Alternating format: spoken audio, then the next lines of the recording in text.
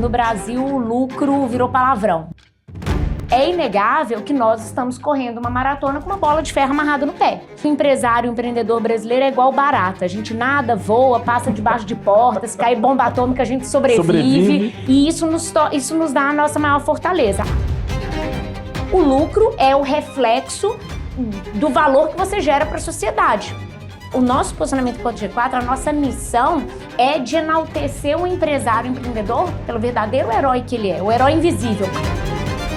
Não vai ser governo X, não vai ser governo Y, não vai ser assistencialismo que no longo prazo cria prosperidade. É geração de empregos. Muito bem, você que está aí de casa acompanhando essa programação especial de Brasil Paralelo, 10 anos de BP. Meu nome é Rafael Pontes e é uma alegria estar aqui com você. Agora eu vou bater um papo com uma convidada muito, mas muito especial. Ela é CEO de uma das maiores empresas do Brasil, um dos maiores ecossistemas voltado para o empreendedor brasileiro. Estou aqui com a Misa Antonini, CEO do G4. Tudo bem, Misa? Tudo bom, prazer bater esse papo com você. Prazer todo nosso, muitíssimo obrigado por nos receber aqui tão bem. Imagina. Misa, eu quero começar esse nosso papo com um assunto bem leve, um assunto bem leve, bem descontraído, que é Brasil. Eu costumo brincar que o roteirista do Brasil, ele é muito, mas muito criativo, né? Porque todo dia sai uma pauta diferente, todo dia tem uma novela, um episódio novo nessa novela chamada Brasil. Mas para a gente levar aqui para a nossa audiência, até para que as pessoas também possam entender um pouquinho do teu papel no G4, o que é o G4, eu queria a tua visão sobre o empreendedorismo no Brasil. Hoje, quando a gente olha para o governo e a relação entre o governo e a iniciativa privada, a sensação que o empreendedor tem muitas vezes é de que o governo ele entra como um sócio, exigindo uma parcela muito significativa do faturamento da empresa, mas ao mesmo tempo ele acaba não dividindo os riscos e não parece uma situação muito justa para a maior parte das pessoas.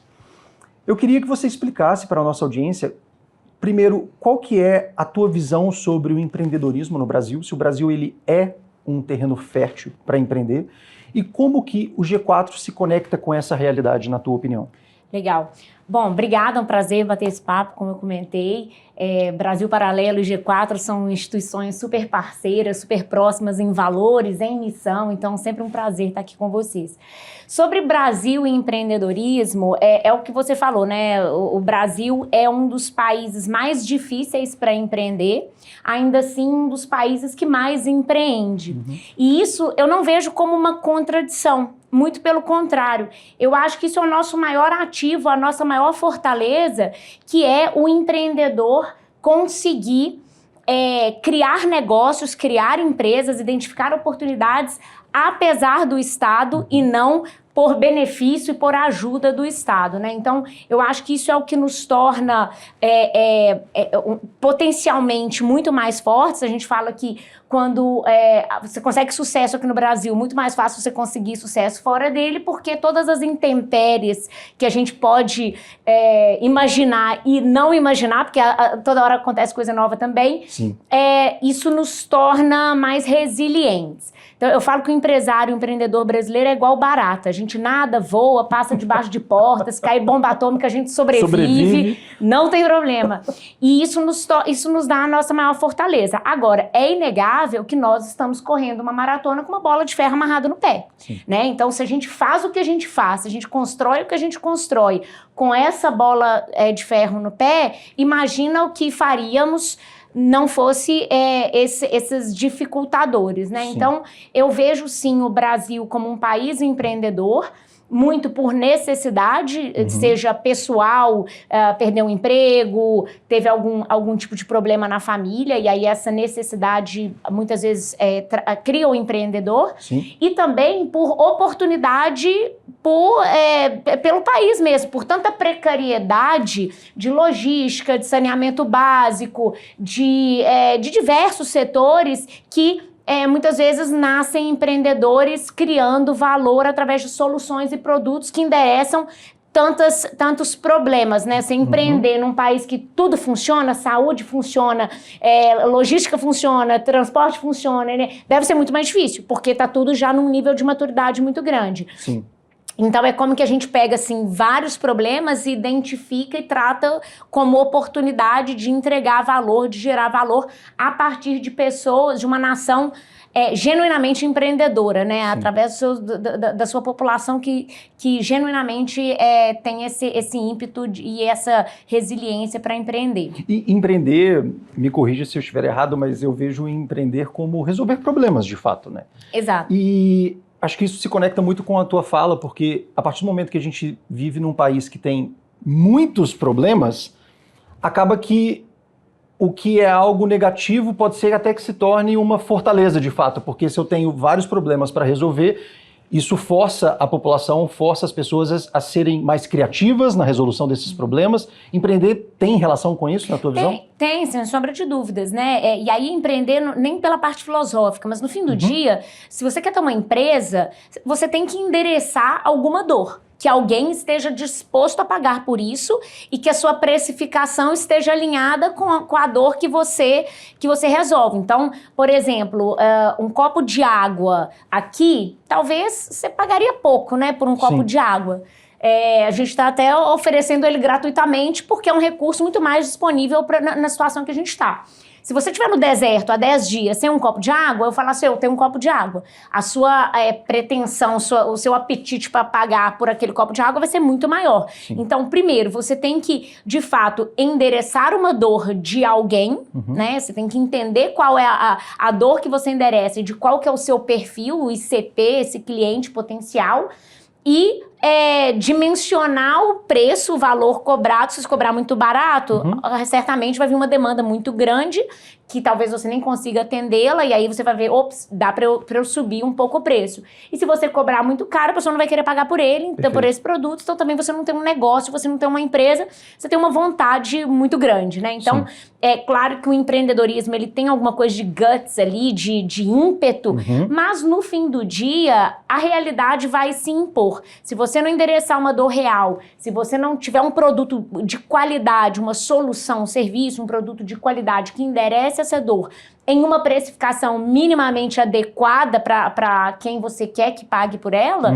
é demagogia pensar que você tem um negócio, né? Sim. Você só tem realmente uma vantagem. Então, nem só o ímpeto é suficiente, aquela coisa que vem de dentro, e também nem só um bom negócio, porque você pode ter uma boa ideia, um bom projeto, se o empreendedor que está à frente dessa empresa não tiver realmente a resiliência, capacidade de execução, isso é um negócio que faz muita diferença no sucesso de um negócio, é a capacidade de execução, de não ficar só no campo das ideias e das promessas. Como é que você bate bumbo todo dia e executa? Você não vai ter. Então, é uma combinação dos dois fatores. Perfeito. Fazendo um pequeno gancho com isso que tu trouxe, sobre essa questão da mentalidade, da cultura, da vontade, né, de fazer. Hoje a gente percebe que o empreendedor no Brasil, o sucesso no Brasil, vou ousar ir um pouco além, o sucesso ele às vezes é visto com uma certa desconfiança. E o empreendedor, ele entra nesse balaio, né? Então existem linhas de pensamento que acabam muitas vezes olhando com um certo receio o empreendedor, muitas vezes até colocando numa posição de inimigo em comum, tipo, não, esse empreendedor é inimigo, não quero conversa com essa pessoa. Na sua opinião, por que isso acontece no Brasil? Porque a gente vê outros países que o empreendedorismo ele é exaltado pelas pessoas, né? Porque o empreendedor gera emprego, gera renda, faz a economia girar. Por que no Brasil a gente ainda tem uma corrente que vai em outra direção, na sua opinião? Sem sombra de dúvidas, né? Acho que no Brasil o lucro virou palavrão. Coloca-se muito como para você ter lucro, você tem que ter necessariamente passado a perna em alguém ou feito alguma coisa escusa, o que não é verdade. Se você tem, isso existe e a gente lê notícia todos os dias sobre atividades e ações escusas, mas se você tem um negócio que endereça uma dor, como a gente falou, endereça uma dor, tem um produto, um serviço e alguém disposto a pagar por ele, o lucro é o reflexo do valor que você gera para a sociedade. Perfeito. E você cria prosperidade em relação a isso.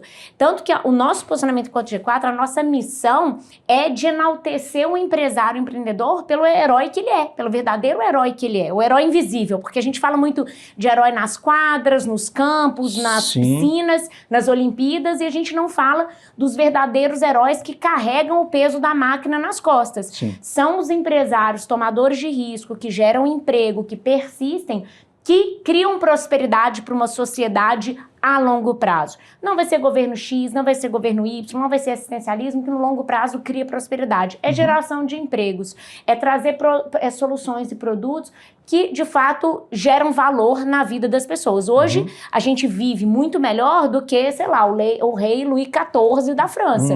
Porque a gente tem energia elétrica disponível, água disponível, saneamento básico. Nós temos comodidades que foram, ao longo da história, sendo criados e construídos por empresários e por empreendedores. O próprio carro que você veio para cá dirigindo, ou como dentro do Uber, né? O Uber é também a partir de um empreendedor. Então, tudo que a gente consegue ter de no nosso dia a dia, o prédio que a gente está tendo essa conversa, são empresas que geram produtos e serviços que permitem que a gente viva muito melhor que gente que vivia no século XIV. Antibióticos, remédios, né, que conseguem. Então, assim, a evolução, ela traz prosperidade para a sociedade. A geração de empregos traz prosperidade para a sociedade. Qual é o problema? É essa demonização do empresário, do capitalista malvadão que quer explorar, o que claramente não é verdade. Acho que tem um problema também, que tem um ponto que eles colocam empresários e trabalhadores em polos opostos, quando não é verdade. Se o empresário está crescendo a sua empresa e ele vai precisar contratar mais pessoas, esses trabalhadores que serão empregados também vão aumentar o padrão de vida deles, vão ter um salário, vão conseguir... Não é um jogo de soma zero, né? Não deveria ser, né? Então é muito importante que não... mas enfim, acho que ao longo da história, a esquerda construiu muito nós contra eles, em todos os sentidos. É nós contra eles, patrões contra empregário, do homem contra mulher... E isso foi, e eles fizeram isso para dividir a sociedade, porque uma vez que você divide, você enfraquece todos os pontos. Sendo que o único nós contra eles que deveria existir é a sociedade contra os burocratas. Sim. Esse nós contra eles eu até aceitaria, mas na verdade eles tentam fazer o outro, né? É pegar a sociedade e separar em grupos para enfraquecer todos eles. Então, aqui no G4 a gente tem muito essa missão de... Cara, a sociedade vai te perseguir, vai te enxergar como um vilão, mas aqui no G4 você sempre será enaltecido como o herói que de fato vocês são, os empresários, os empreendedores, e a nossa missão é ajudá-los nessa jornada, nessa trajetória. Legal. Como que vocês estão olhando a questão da reforma tributária? Vocês hoje, enquanto empresa, atendem milhares de pequenos, médios, grandes negócios. O G4 hoje é uma empresa com uma robustez tremenda e tem produtos e soluções para todos os portes de empresas. Digo porque eu conheço, sou fã da marca, adoro os produtos de vocês. E o tema da reforma tributária, ele é algo que eu imagino que impacta diretamente, não somente o empreendedor, mas toda a população. Porque se eu estou falando de mais impostos, ou ainda que seja uma alíquota única, mas que vai impactar no preço dos produtos e serviços, eu estou falando de um possível aumento de preços. E aí eu queria entender a tua visão sobre a reforma. Como que vocês estão, enquanto empresa, enquanto G4 e enquanto prestadores de serviço que atendem outras milhares de empresas, né?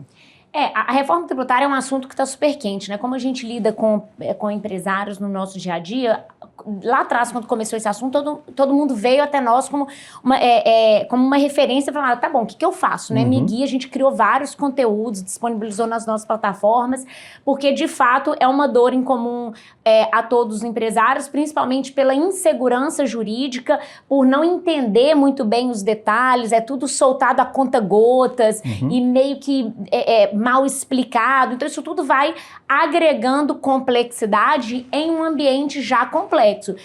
Eu li um dia um dado que acho que cada empresa gasta por volta de 1.500 horas por ano para pagar imposto, né? Então, é uma complexidade que a gente já convive com ela há muito tempo. Sim. E agora, toda grande mudança traz mais complexidade, mais dúvida e insegurança.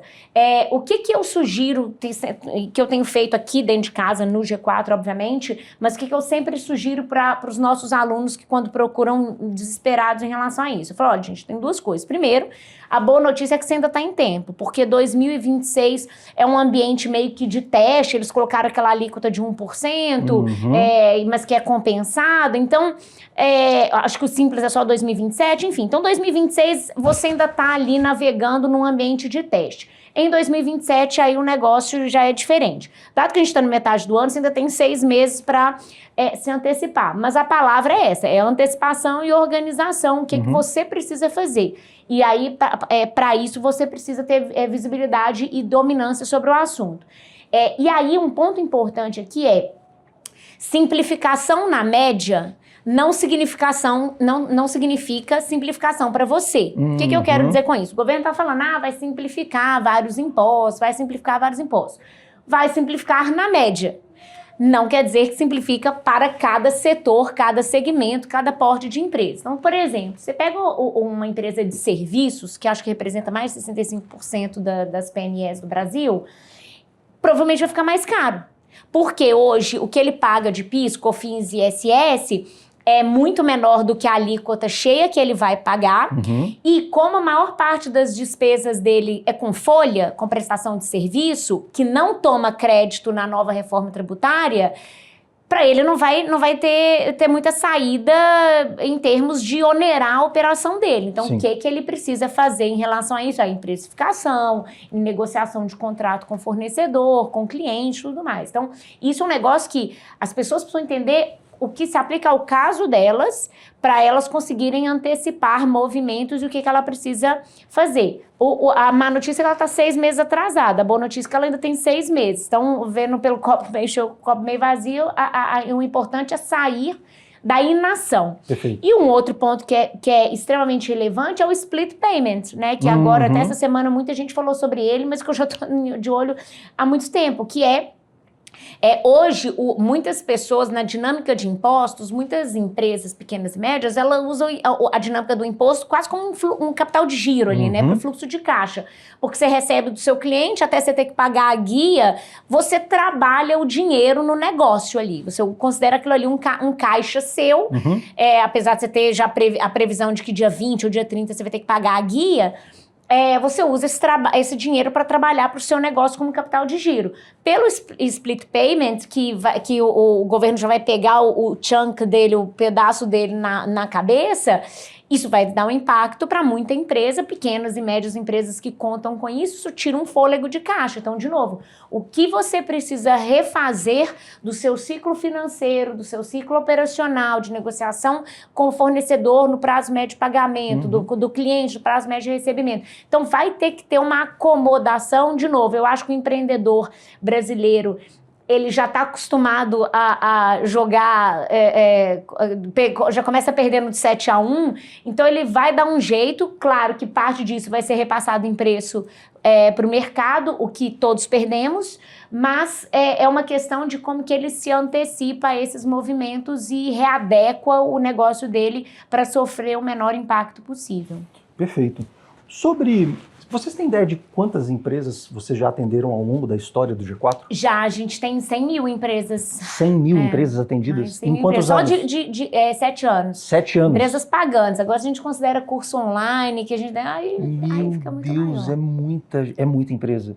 E nesses 7 anos de G4, qual que, na sua visão, é o top 3 erros que os empresários cometem e que chega com bastante frequência para vocês aqui? Olha, eu acho que é o primeiro erro que eu traria aqui. É o empresário bombeiro. Ele apaga incêndio o dia inteiro e não tira a cabeça da água para pensar no estratégico. Então, eu acho que isso é um primeiro problema que a gente vê recorrentemente nesse perfil de empresário, e ele se torna o gargalo da própria operação, porque tudo tem que passar por ele tem que decidir tudo, ele tem que olhar tudo, ele não treina pessoas, ele não contrata time, ele não capacita as pessoas para poder descentralizar o incêndio. Se você descentraliza o incêndio operacional de você para as pessoas capacitadas para dar vazão a esses para essa rotina operacional, te permite, enquanto dono, olhar, tirar a cabeça da água, olhar para o futuro e definir a estratégia do negócio. Então, acho que o primeiro ponto que sempre acontece é o empresário bombeiro, empresário gargalo. Acho que o segundo, que acontece muito, é perpetuar a condução do negócio de forma empírica. Por quê? No início do negócio isso até funciona, porque ele é o cara que está ali no balcão atendendo o cliente, ele sabe como é que o cliente pensa, o que o cliente gosta, o cafezinho ele faz exatamente do jeito que o cliente que vem toda semana pede, gosta e tal. Mas chega uma hora que, se tudo der certo e você começar a crescer seu negócio, achismo não é mais suficiente. Então, ele precisa ser orientado por dados, por métricas, como é que ter uma noção de fluxo de caixa, de custo de aquisição do cliente, que é o CAC, de LTV, que é quanto que o cliente deixa na empresa, e várias outras métricas que o permitam pilotar o negócio com mais consciência.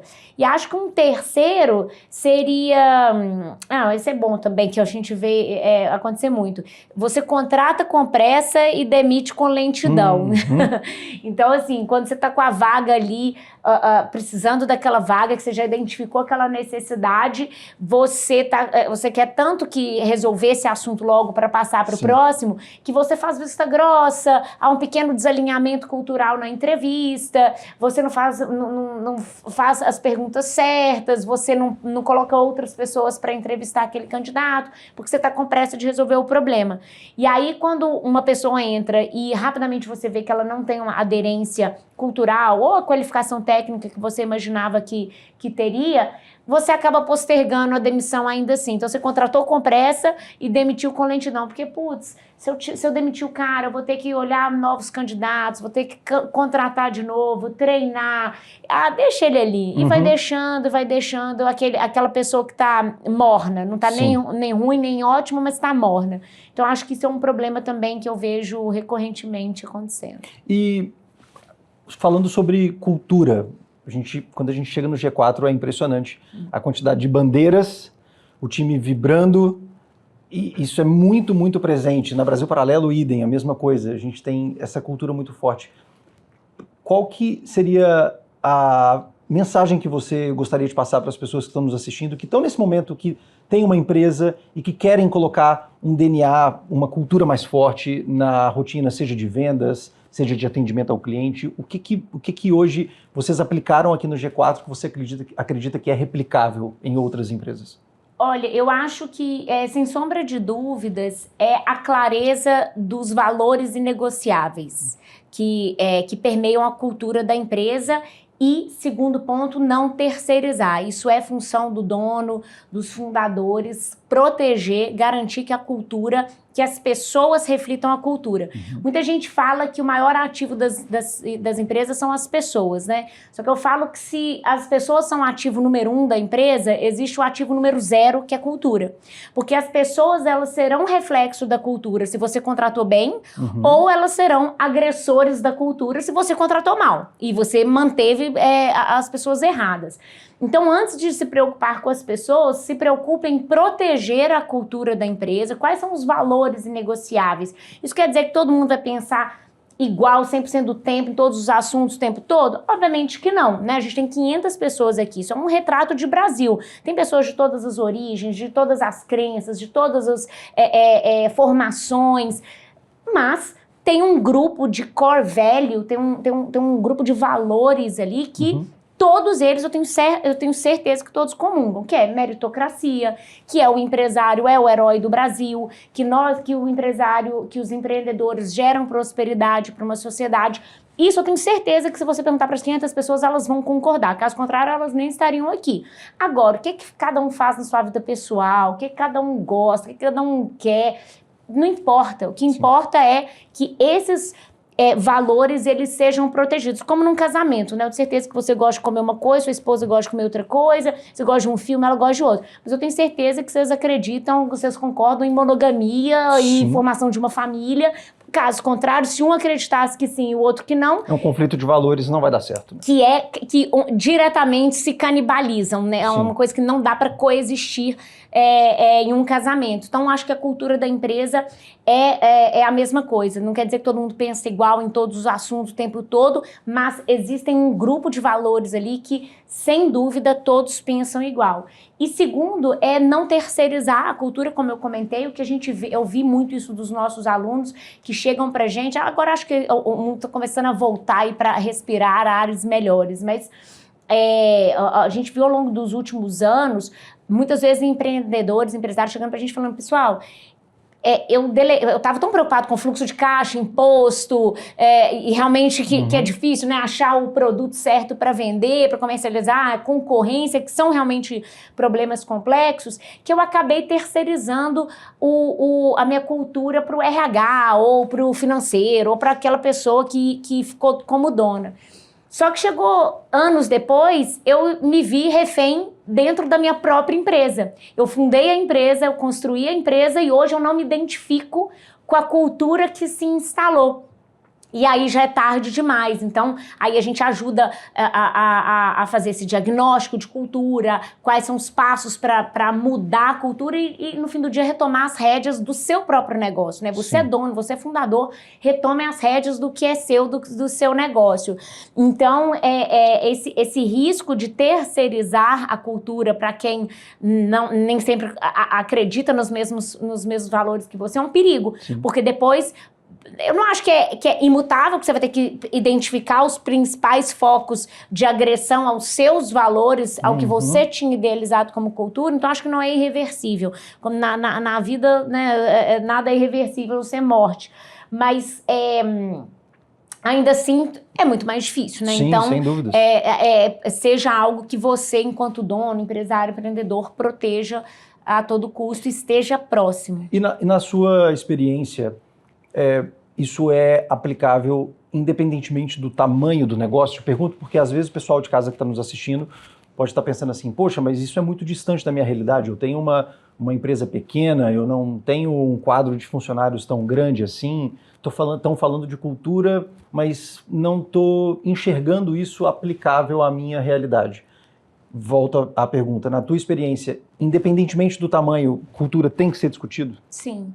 Sim, porque a cultura, ela existe, quer você queira, quer não. Se você tem mais de 2 funcionários, ela existe, ela está ali presente de alguma forma. Se você tem 2 funcionários desonestos, pronto. Acabou. Definiu a cultura de sua empresa com 2 pessoas apenas. Sim. Então, claro que o que vai demandar de energia da sua parte, se é uma empresa de 5 funcionários ou de 500 funcionários, igual que o G4, para a gente manter a cultura aderente ao que a gente idealizou lá atrás, claro que a energia demandada vai ser totalmente diferente pelo número de pessoas. Mas não é binário do tipo, zero cultura, zero cultura, zero cultura, a partir daqui, cultura 1, deixa eu me preocupar com isso. Porque aí sim, você vai ter que entender o que é a cultura que já existe para saber se está alinhado com o que você gostaria ou não. Sim. Agora, claro, uma empresa que tem 2, 5 funcionários vai demandar muito menos, porque você conhece o funcionário pelo nome, você conhece a família, você conhece os filhos, você consegue dizer quem tá mais ou menos, estamos junto ali, nós somos parecidos, a gente acredita nas mesmas coisas, do que se é uma empresa que tem 1000 pessoas, que você já começa a não conhecer todo mundo, não saber o nome de todo mundo. Então, por mais que demande energia, esforço ativo diferente, desproporcional de acordo com o tamanho da empresa, não cai no risco de achar que é assim, não tem cultura, não tem cultura, não tem cultura, 100 funcionários, agora tem cultura, deixa eu me preocupar com isso. Você tem que preocupar desde o dia 0. Maravilha. Algumas pessoas acreditam que elas, na verdade, associam o sucesso profissional a você ter que abdicar de certas áreas da vida. E eu queria ouvir um pouquinho da tua trajetória como mãe e como CEO de uma grande companhia.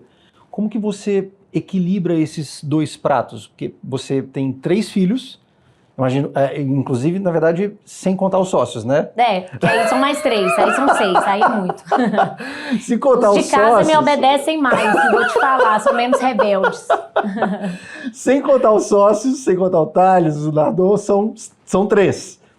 Como que é esse equilíbrio do dia a dia, como o chapéu de mãe e como o chapéu de executiva do G4? Olha, é desafiador, claro, mas tem 2 respostas, né? A filosófica e a objetiva de como que eu administro. Uhum. A filosófica é entender que, para mim, é um equilíbrio, é um desequilíbrio equilibrado. Uhum. Então, vai ter semana que eu sou 30% mãe, 70% CEO, porque, sei lá, a gente está num movimento de planejamento estratégico aqui, fechamento. E vai ter semana que eu sou 70% mãe, 30% CEO, porque meu filho tá doente, tem alguma coisa que demanda minha presença, e tudo bem. Então, é você ter esse constante desequilíbrio equilibrado entre papéis que demanda uma gestão emocional de que, gente, é isso mesmo, vai ter semana que é assim, tem semana que é de um jeito e que é de outro.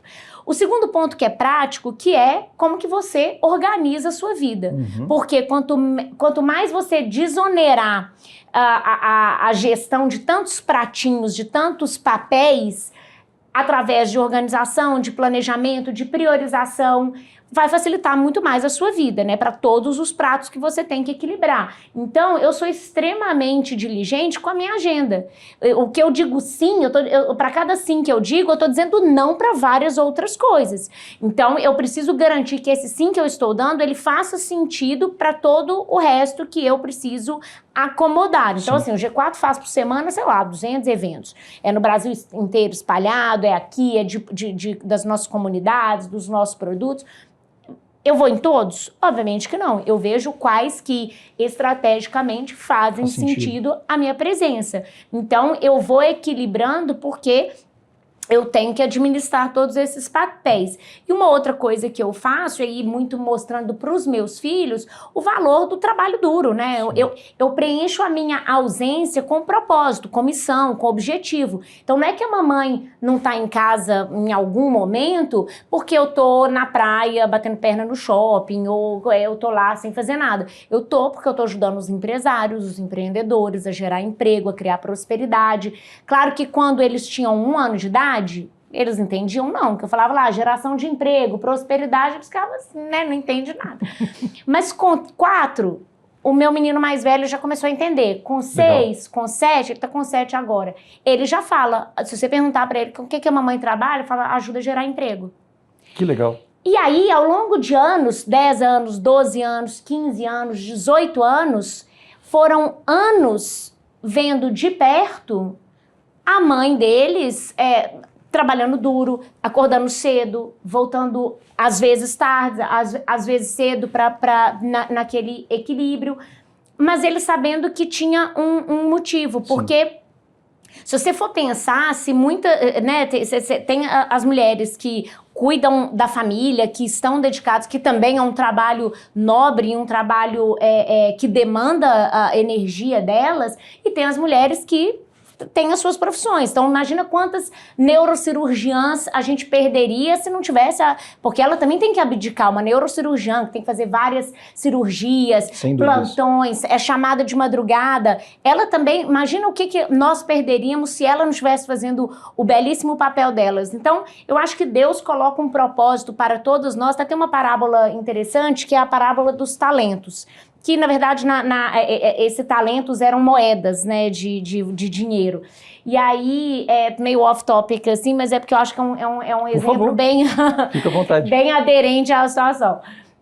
E aí, um senhor de uma fazenda foi viajar e deixou com seus 3 servos as moedas. Aí, com um deixou, acho que 5, com 2 e com uma moeda, que são esses talentos. E ele viajou. Quando ele voltou, ele foi para cada um dos servos e falou assim, e aí, o que você fez com as moedas que eu te dei? O primeiro, que tinha 5, falou assim, olha, eu apliquei, investi, troquei lá no mercado e as 5 moedas viraram 10. Aí ele, parabéns, servo fiel, servo comprometido e tal. eu te confiei uma parte da minha riqueza, você multiplicou. Aí eu de 2, a mesma coisa. O que você fez? Eu tinha 2, eu ganhei mais 2, tal, e se eu estiver errando algum detalhe, mas o direcional é esse. 2, eu multipliquei eu consegui mais 2. Ele falou, servo fiel, parabéns, eu te confiei uma moeda, você foi... Então, assim, mostrando que não tanto faz se é de 5 para 10 ou de 2 para 4. É realmente o intuito deles de proliferar um talento que lhe foi concedido, uma moeda, um dinheiro que lhe foi concedido. E o terceiro, que tinha recebido só uma moeda, ele falou assim, Senhor, eu fiquei com medo de perder o seu dinheiro, eu abri um buraco na terra e enterrei, toma aqui o seu talento. E aí ele virou e falou assim, servo infiel, eu te confiei parte do meu tesouro e você, ao invés de usá-lo para multiplicá-lo, você escondeu ele e coisa. Então assim, eu vejo o talento nesse caso como talento mesmo, como dom que Deus nos deu, seja para neurocirurgiã, seja para mim enquanto CEO, líder de uma empresa desse tamanho, são dons e capacidades dados por Deus, né? Eu não faço nada sozinha, foi Deus que me deu isso como competência. Se eu esconder embaixo da terra, eu não estaria sendo digna nem do que ele me confiou, que de alguma forma vai ter as advogadas, vão ter médicas, vão ter pessoas de todas as profissões. E isso é nobre, porque essas crianças, os nossos filhos, estarão crescendo vendo as suas mães dedicando-se em multiplicar os talentos e ajudar outras pessoas. Então, cada empresário que eu ajudo aqui através do meu papel, o que não é fácil, né, não deixa de ser algo desafiador, tá ajudando ele a gerar empregos, né? A gente divulgou esse ano que nós ajudamos a gerar 1 milhão de empregos ao longo desses 6 anos e meio, porque agora já tem uns 6 meses que a gente divulgou. Se você for pegar uma média de família brasileira de 3 a 4 pessoas, né? Tem gente que tem 1, tem gente que tem 7.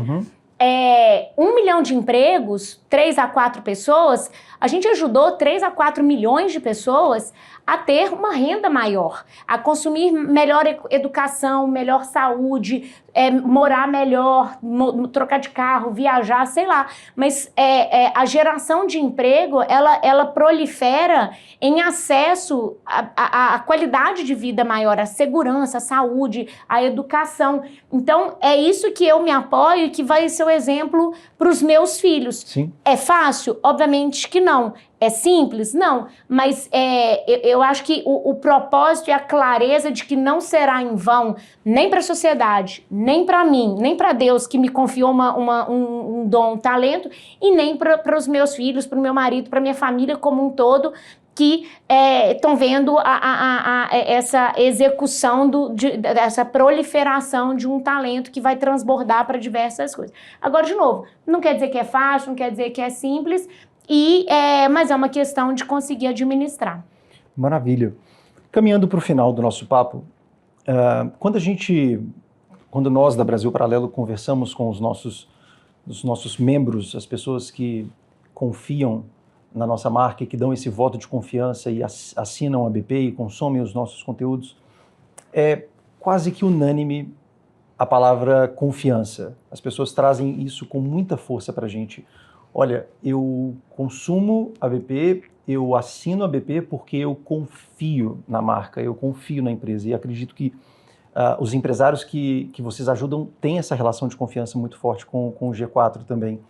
Eu queria entender de ti como que a Brasil Paralelo entrou na tua trajetória, seja do ponto de vista de entretenimento, seja do ponto de vista de educação.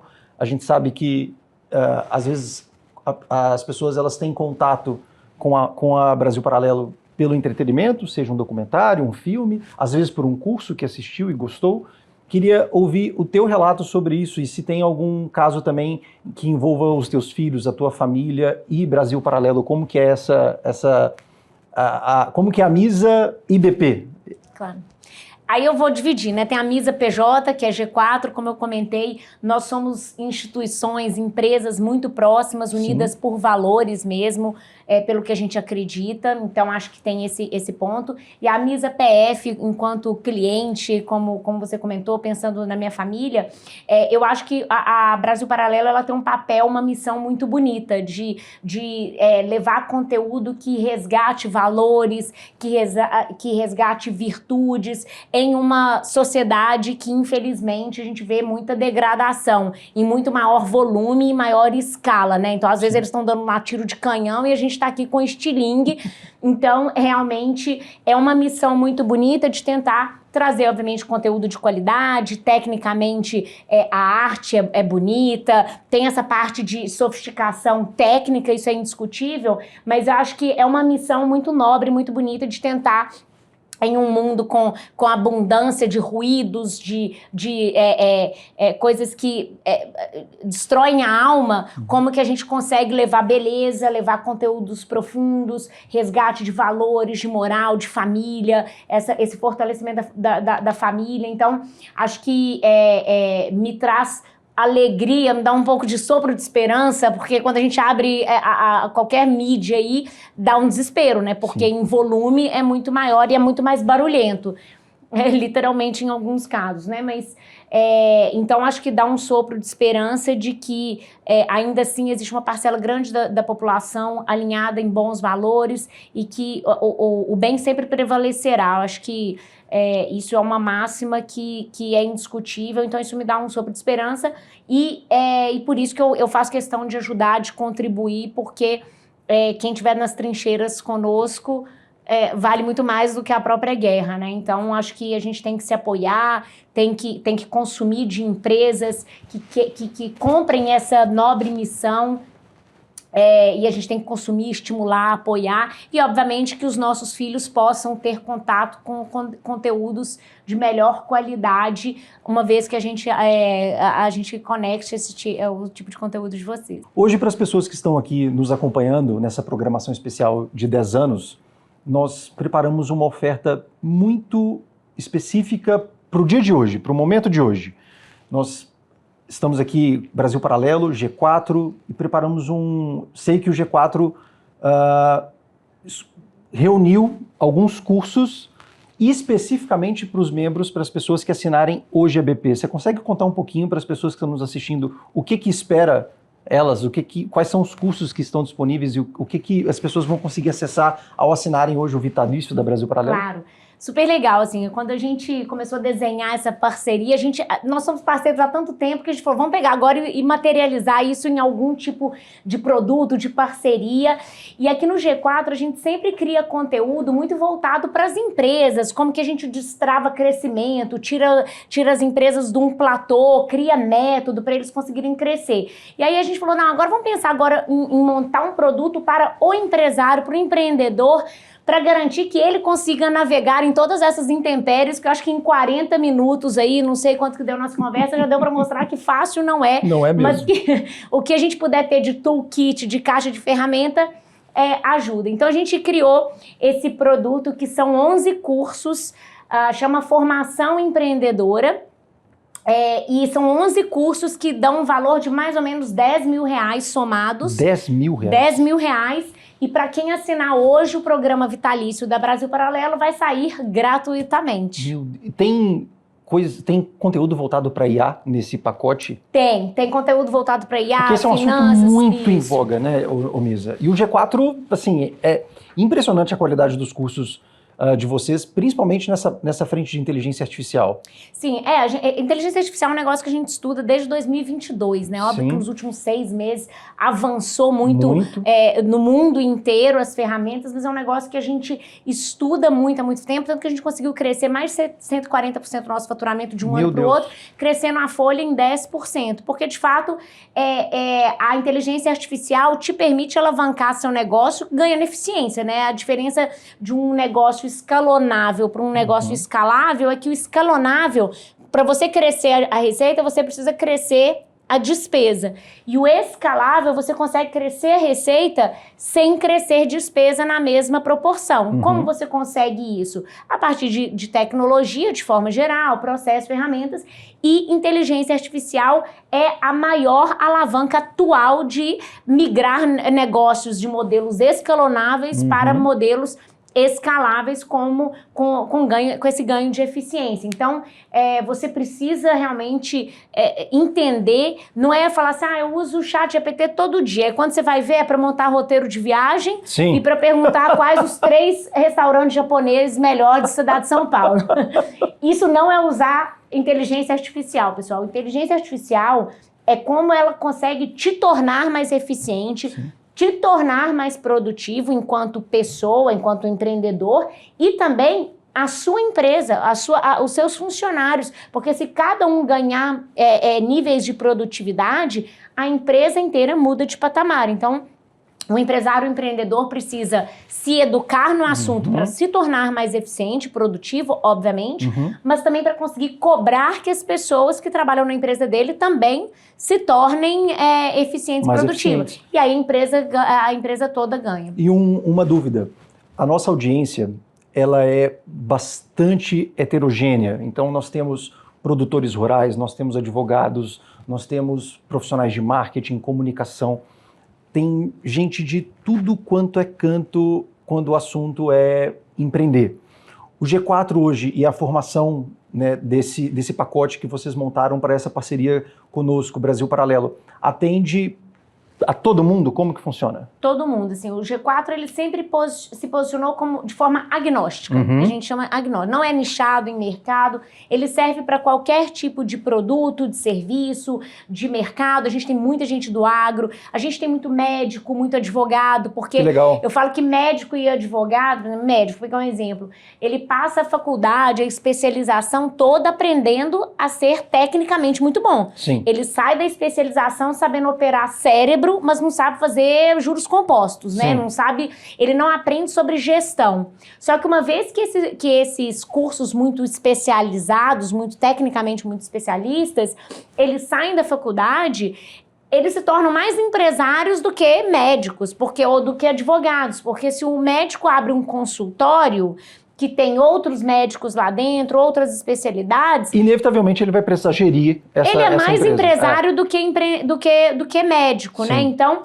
ele tem que saber fazer fluxo de caixa, tem que saber DRE, impostos, o que é reforma tributária, né? Então, essas profissões, contabilidade, médico...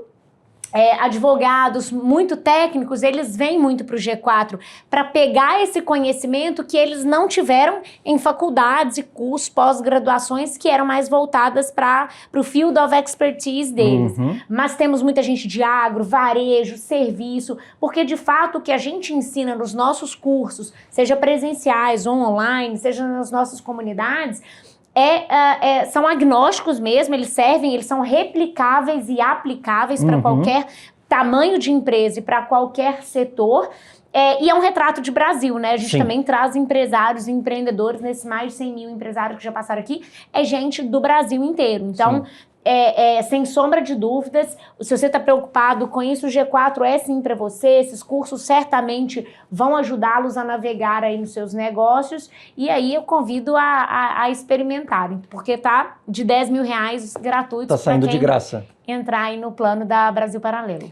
Maravilha. E tem um aspecto do G4 que eu particularmente gosto muito, que é a capacidade que vocês têm de coletar essa inteligência de mercado e aplicar em outros negócios, porque se eu sou do agro, por exemplo, e eu chego no G4, eu já chego com uma certa segurança de que vocês já atenderam outras empresas daquele mesmo segmento e que quando existem outras empresas que já percorreram aquele caminho, fica menos penoso, imagino eu. Então esse é um ponto que para mim é muito, muito interessante do G4. E o segundo ponto é essa adaptabilidade de vocês conseguirem atender as empresas do Brasil inteiro, independentemente do tamanho. Eu posso ser uma pequena empresa, eu posso ser uma média empresa, eu posso ser uma empresa gigantesca, não tem problema. Vocês têm planos para todos os tipos, né, Misa? Isso.